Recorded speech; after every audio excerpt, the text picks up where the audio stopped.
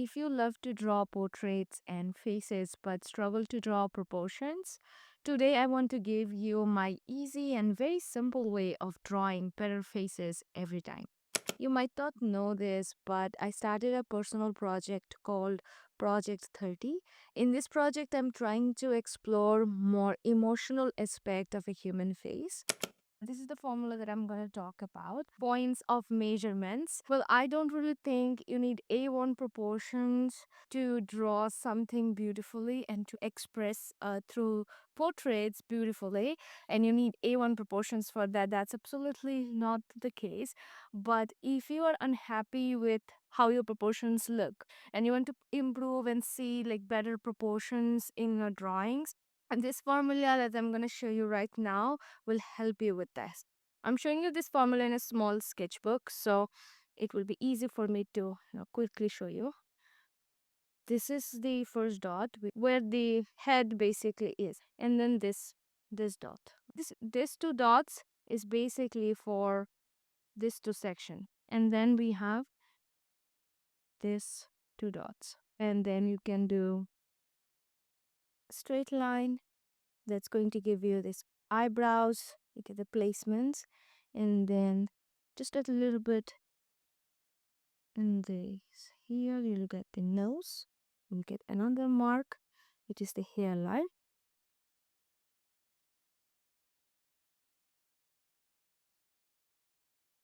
Basically connect all of these things, and then two more dots here, which is going to be a lip, one dot over here, which is going to be the eye dot, another dot over here, and here. The hair shape, whatever shape the hair is. So it depends on head to head. Some face will have different hairstyle. So you just have to think about which hairstyle you want to go for. This one, if I go for this one, then this is the hairstyle. And then this area. Here I will add the eyes later, not right now.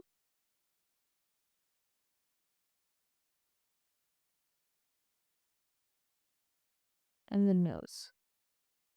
And here I will add the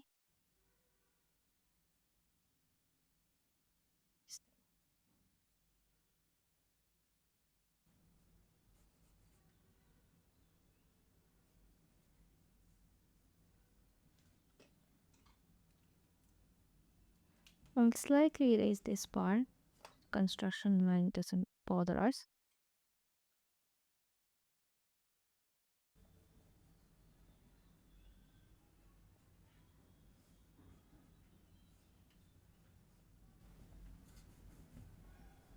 Now I can stop right there, and you can still see the eyes to nose to lips, the whole face is kind of look like the proportionally it looks okay. I can also take it a little bit further and add eyes, nose, and such. So if I add eyes, nose, lips, and all of these details, you can still see the proportions are overall proportions. You can still see it is okay. But I can also take it a little bit more further and just add a whole lot of shading. Take more time with this one, like have one more session with this, like spend more time, really render it out. You can still see the proportions and the overall face looks fine. But to get to this phase, make sure that this is fine. If you don't like your drawing, the proportion wise, if you don't like it here, then probably you will not like when you are done with this portion. Next best way to draw good proportions is to draw the same face over and over again.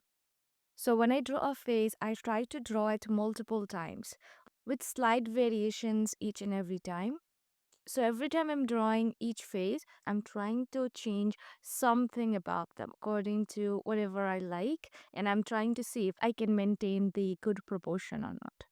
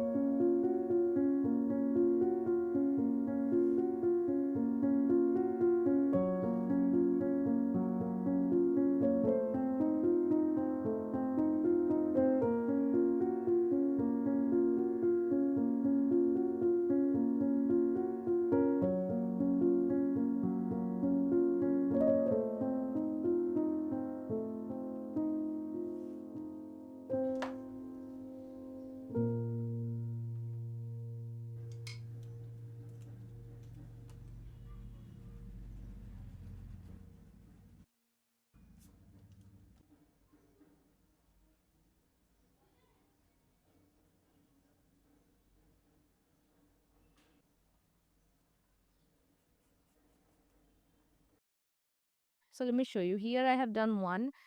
I have done here more. You can change the expression, like play with the expression. I feel like this way when I'm drawing, I get to express myself through these portraits and faces a little bit more. Here I try to up eyebrows, try to figure out a more subtle kind of an expression. I try to change the shape here a little bit and try to see how that will affect.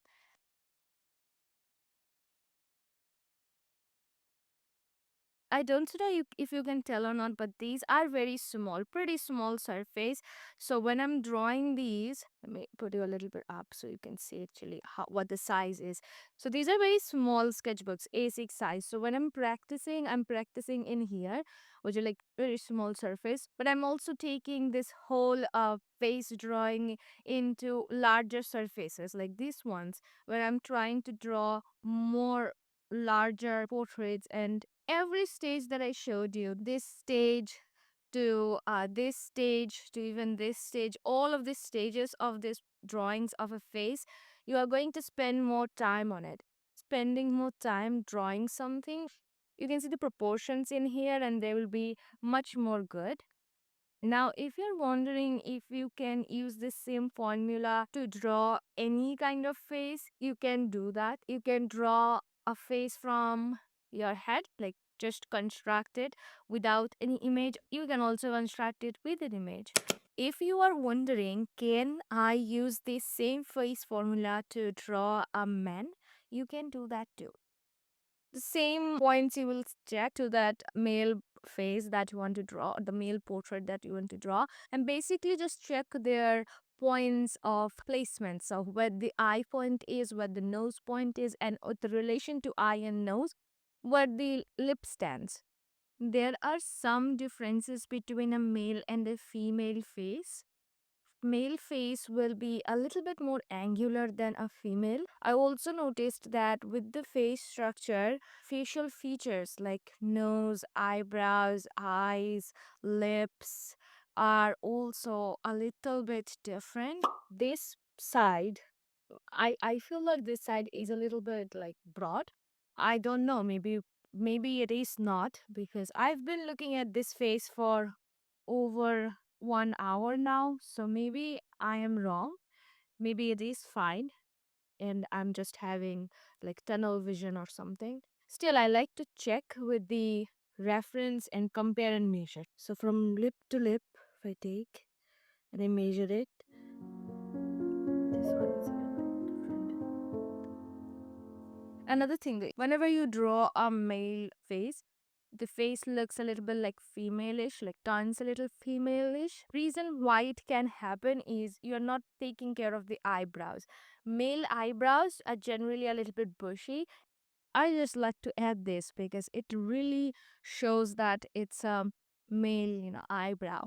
If you see the lip, this lip, it's very round here, right? So when I'm drawing a male and a female lip, I'm always taking care of this portion. So male lip will be a lot more subtle than the female lip. This arch that you are seeing here, it's kind of like round here. And also this cupid bow is like very prominent. So this cupid bow is pretty prominent over here than I have given over here. Here the cupid bow is very loose. So I generally try to take care of this part. Upper lip, I don't give that much rounder lips. And also this cupid bow, I'm trying to keep the cupid bow very light. Now, you might be curious how I actually make use of this face formula, how I see all these points of measurements in a real face. So, if I have an actual person's image with me, how this face formula actually works. So, here is the reference breakdown for this face formula. These are the points that I'm thinking about. Each and every point. So, this face point first, and then the nose points, okay? And the mouth points, the placements are eyes and the ears. So whenever you are drawing this face, always find these few points. You can find them pretty easily. Each face will have eyes, set of eyes, nose, lips, chin, forehead portion where the hairline will start. So the hairline, the end of the eyebrows and ear. Here we can't see the ear that much, but when I drew it, I actually added the ear.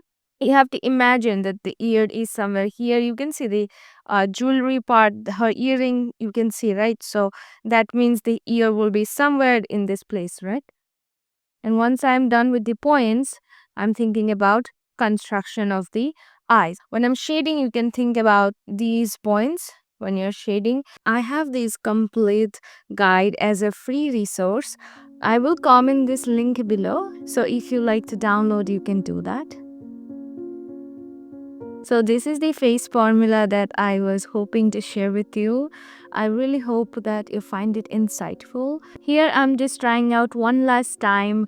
Drawing faces with this formula makes it very easy and really fun and quick to draw.